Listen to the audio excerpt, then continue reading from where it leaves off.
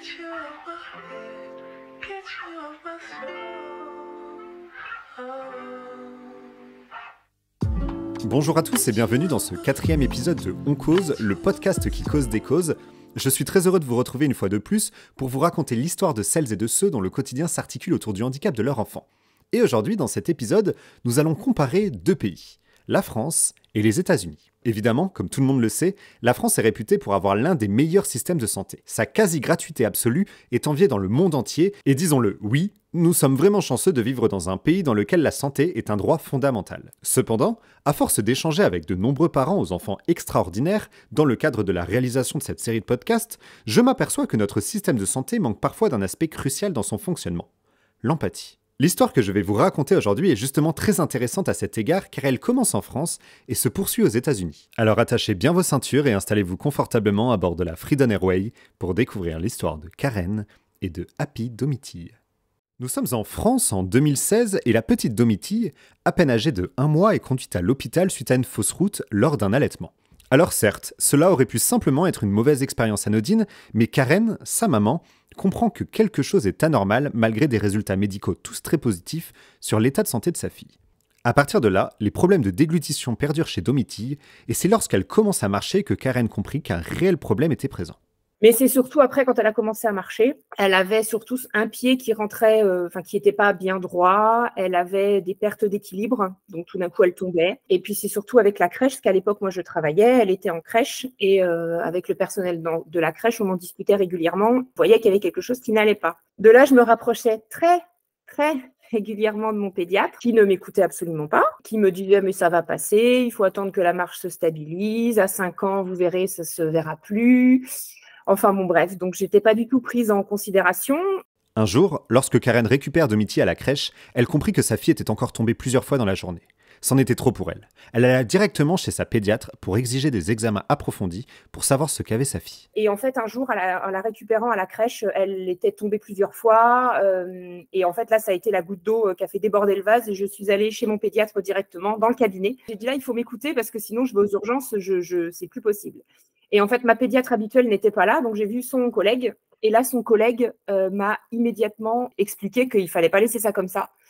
Et qu'il va falloir qu'on fasse des examens plus poussés. Domitille passe alors une IRM. Quelques mois après, les résultats tombent, mais ne permettent pas d'éclairer la situation.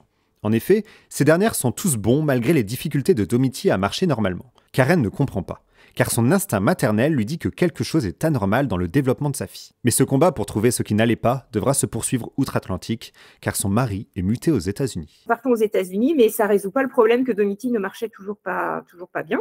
Et on a commencé à consulter ici aux États-Unis, mais il fallait qu'on récupère le compte-rendu de France. Il nous a pris 8 mois. Sans ça, finalement, la neurologue ici ne voulait pas refaire un examen à Domitille, sachant qu'il était apparemment bon, etc. Mais il lui fallait quand même. On a réussi à avoir le compte-rendu. Donc, quand nous sommes rentrés en France pour les congés, nous avons fait un petit sitting à l'hôpital pour récupérer les documents en question. Et nous sommes donc rentrés ici après les vacances aux États-Unis et nous avons donné ces documents à notre neurologue ici. Et là, c'est le drame. À ce moment, la neurologue comprend vite que les résultats de l'IRM passés en France ne sont pas si bons que ça et qu'un autre examen du même type doit être passé, mais cette fois-ci dans l'hôpital américain.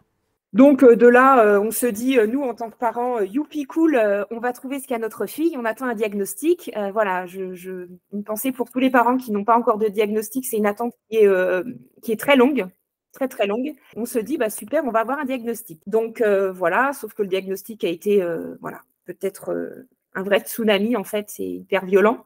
Karen et son mari ont cette sensation d'avoir perdu du temps car ils apprennent que Domitille est atteinte d'une maladie génétique dégénérative qui se traduit par une accumulation de fer dans le cerveau et qui conduit progressivement à la perte de l'ensemble de toutes ses facultés. Ceci explique pourquoi, malgré l'acquisition de la marche faite, Domitille rencontrait des problèmes et des pertes d'équilibre pour se déplacer. Je me suis refermée au départ. J'ai eu la chance ici d'avoir...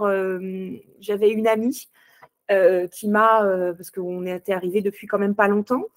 Et j'avais rencontré une fille qui m'a tout de suite dit de ne pas rester enfermée chez moi sur mon canapé à pleurer avec ma fille dans les bras. Et du coup, voilà, j'ai un peu pris le pas comme ça, mais ça prend énormément de temps. Domitille, elle a 7 ans. On a eu le diagnostic en 2019. Ça fait plusieurs années, c'est la première fois que je témoigne sur la maladie de Domitille. C'est quelque chose qu'on met beaucoup de temps à accepter, voilà, elle a un grand frère également, donc c'est ce qui nous a fait un peu tenir et se dire en fait il faut le protéger aussi, on peut pas pleurer toutes nos soirées, il va falloir qu'on soit fort et voilà, je pense qu'on l'a été, qu'on l'a protégé le mieux possible.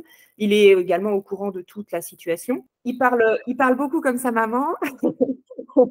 Non, on en parle beaucoup, je réponds à toutes ces questions. Et voilà, il m'a beaucoup posé des questions sur l'avenir qu'on évite d'aborder parce que forcément, on ne sait pas en fait. On part du principe pour vivre quotidiennement qu'on ne sait pas l'avenir et qu'en fait, chaque enfant qui a cette maladie est vraiment différent. Et du coup, on ne se projette pas, voilà.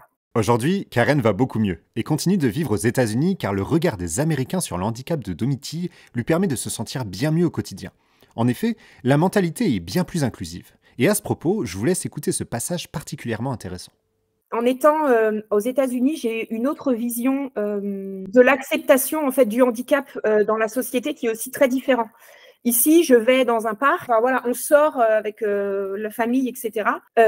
J'ai des gens qui vont m'interpeller, qui vont faire un sourire à Domitille. J'ai toujours un regard bienveillant. Je me sens vraiment acceptée avec mon enfant handicapé, que je n'ai pas cette sensation-là quand je rentre en France. C'est un supplice pour moi d'arriver à Charles de Gaulle, franchement. Je vais moins l'appréhender maintenant parce que je vais mieux, parce que je l'ai accepté et que je suis plus forte pour répondre. Mais ce regard est très pesant. Il faut être armé en fait pour avoir le regard des autres qui nous regardent avec pitié. Soit ils vous regardent avec pitié, l'air de dire pauvre femme, elle n'arrive pas à se débrouiller de son gamin, qui n'arrive pas à marcher. Moi, les premières fois que je suis rentrée avec Domitille à Charles de Gaulle, j'avais ma valise, Louis, et Domitille qui tombait, qui n'arrivait pas à marcher. Les gens ils me regardaient comme si, mais elle est, bah non, en fait, on fait ce qu'on peut, madame. Elle était, mais ça, maintenant, je le répondrais. En disant, écoutez, madame, on vient de faire 8 heures de vol, elle a des problèmes de muscles, elle est pas bien, et arrêtez de nous regarder ou aide-moi. Et ici, les gens vont m'aider. C'est ça qui est incroyable, c'est que la mentalité n'est pas du tout la même. Et voilà, c'est sur ces mots que s'achève l'histoire de Karen et de sa fille Domitille. Je vous invite évidemment à suivre la suite de cette histoire sur le compte Instagram Happy Domitille. Et avant de vous laisser, je vais vous faire écouter cet extrait dans lequel Karen explique la différence de prise en charge entre un hôpital français et un hôpital américain. Bien évidemment, je préfère préciser qu'il ne faut pas en faire une généralité. Tout le corps médical français n'est pas antipathique, mais je trouvais particulièrement intéressant ce passage qui démontre que certains détails, qui paraissent anodins, pourraient être améliorés pour drastiquement améliorer la prise en charge des patients ainsi que la gestion émotionnelle des familles. Je vous laisse écouter. Et surtout la prise en charge qui nous a été faite ici, quand la neurologue, elle nous a tout de suite écoutés, l'examen a été pas immédiat, on a eu quelques semaines d'attente, mais quelque chose de tout à fait raisonnable. Quand on a eu le diagnostic, on a eu un appel de notre neurologue, on a son numéro de téléphone. On n'a pas du tout eu la même prise en charge qu'en France. J'ai passé le même examen et la prise en charge n'a pas du tout été la même. Et c'est des choses que ça ne coûte pas plus d'argent. Par exemple, on est resté par exemple avec Domitille le temps qu'elle s'endorme lors de l'examen. En France, on nous l'a un peu pris et puis voilà, elle va pleurer, mais vous inquiétez pas, elle va s'endormir. Oui, mais là, elle pleure. Voilà, aux États-Unis, je l'ai accompagnée, je lui ai chanté une chanson jusqu'à ce qu'elle s'endorme. Merci à toutes et à tous d'avoir écouté cet épisode de On Cause. Je vous invite évidemment à le partager pour le faire connaître et également à vous abonner pour ne rater aucune future histoire car comme vous savez, chaque histoire est unique et ce serait donc bête d'en rater une. Et évidemment, cet épisode vous est proposé par freedom.fr, une plateforme de cashback solidaire qui vous permet de financer une association grâce à vos achats du quotidien sans payer plus cher vos articles. Bref, on se retrouve sur freedom.fr, je vous fais plein de gros bisous, ciao.